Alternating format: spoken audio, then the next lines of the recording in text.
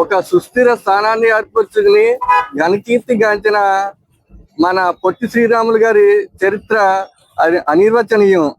పొట్టి శ్రీరాములు గారు 58 రోజులు నిరాహార దీక్ష చేసి ఆయన మన రాష్ట్రానికి స్వాతంత్రం కల్పించిన మహోన్నత వ్యక్తి అండి. మన రాష్ట్రానికి స్వాతంత్రం ఆషామాషిగా రాలేదండి. ఆయన 58 రోజులు అకుంఠిత దీక్షతో మంచినీళ్లు కూడా ముట్టుకోకుండా నిరాహార దీక్ష చేసిన వ్యక్తి అండి. ఆ 58 రోజుల నిరాహార దీక్షలో ఆయన అనుభవించిన బాధ అనిర్వచనీయం అండి.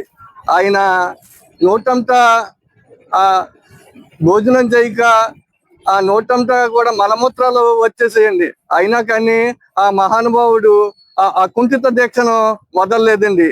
ఆ బాధతో వెర్రి కేకలు వేసి ఆయన బాధ అనుభవించిన బాధ పగోడు కూడా అనుభవించకూడదండి. అటువంటి బాధను అనుభవించాడండి. అటువంటి బాధను అనుభవిస్తేనే మన రాష్ట్రానికి స్వాతంత్రం వచ్చిందండి. మన రాష్ట్రానికి స్వాతంత్రం అంటే మన రాష్ట్రానికి భాషా ప్రాతిపదిక మీద మనకి ఒక రాష్ట్ర విభజన జరిగిందండి. ఆయన యొక్క అకుంఠిత దీక్షతోటే మన దేశంలో ఉన్న భాషా ప్రాతిపదిక రాష్ట్రాలు ఏర్పడ్డాయండి. అయితే ఆయనకి అప్పుడున్న కొంతమంది రాజకీయ నాయకులు సహకరించలేదండి. సహకరించక 58 రోజులు అకుంఠిత దీక్షతో చేశారండి.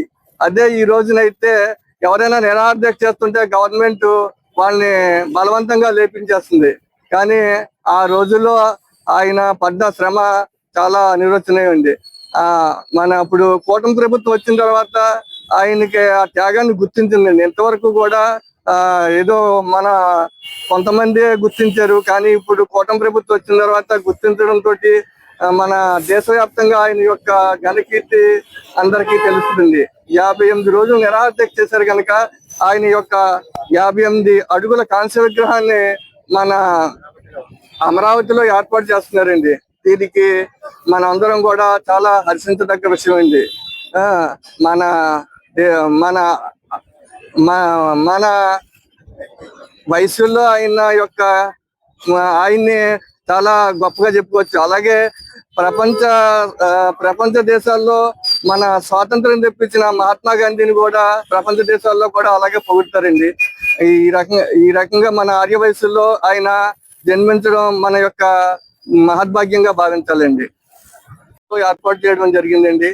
తర్వాత కోరికొండలో కూడా మెయిన్ సెంటర్ లో బస్ స్టాండ్ లో నేను వాసవి క్లబ్ సెక్రటరీగా ఉన్నప్పుడు మన ఆర్య వయసులు తర్వాత వాసవి క్లబ్ సభ్యులు అందరి సహాయ సహకారాలతోటి బస్ స్టాండ్ దగ్గర కూడా పొట్టి శ్రీరాములు గాంధీ గారి విగ్రహాలను ఏర్పాటు చేయడం జరిగిందండి. ఇది నా యొక్క అదృష్టంగా భావిస్తున్నాను. అలాగే ప్రతి గ్రామంలోనూ కూడా ప్రతి ఆర్య వయసులు కూడా మన గాంధీ గారి పొట్టి శ్రీరాములు విగ్రహాలు ఉండి వారి యొక్క త్యాగానికి గుర్తు చేస్తూ ప్రజలకు చేరువ అవ్వాలని కోరుకుంటున్నానండి.